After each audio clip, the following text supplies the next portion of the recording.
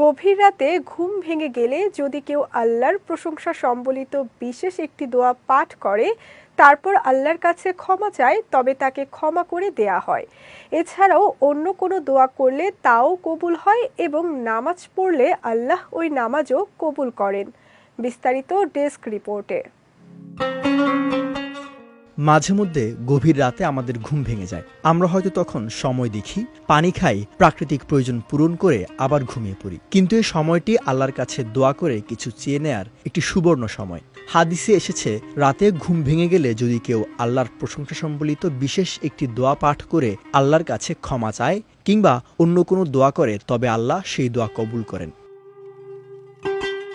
হজরত ওবাদা ইবনে সামেত রাদিয়াল্লাহু তাআলা আনহু থেকে বর্ণিত, আল্লাহর রাসূল সাল্লাল্লাহু আলাইহি ওয়াসাল্লাম বলেছেন, রাতে যখন কারো ঘুম ভেঙে যায় সে যেন এ দোয়াটি পাঠ করে।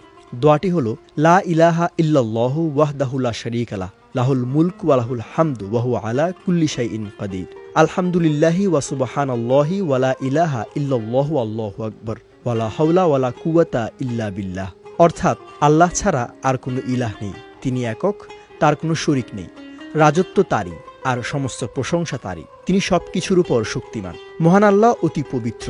গুনাহ থেকে বাঁচার এবং নেক কাজ করার শক্তি নেই আল্লাহর ইচ্ছে ছাড়া।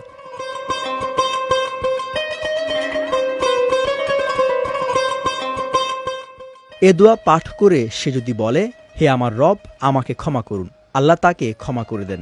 বর্ণনাকারী বলেন, এছাড়াও অন্য কোনো দোয়া করলে তা কবুল হয়। এরপর সে যদি উঠে ওযু করে নামাজ আদায় করে, তবে তার নামাজও কবুল হয়।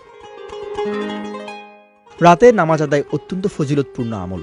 কোরআনের বিভিন্ন আয়াতে ও বহু হাদিসে এ আমলের ফজিলত বর্ণিত হয়েছে। কোরআনে মুমিনদের উত্তম বৈশিষ্ট্য বর্ণনা করে আল্লাহ তাআলা বলেছেন, আর রহমানের বান্দা তারাই যারা জমিনে বিনম্রভাবে চলাফেরা করে এবং যখন জাহেল ব্যক্তিরা তাদের অশালীন ভাষায় সম্বোধন করে তখন তারা বলে সালাম।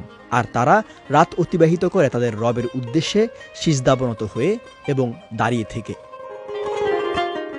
বিজয় টিভি নিউজ ডেস্ক।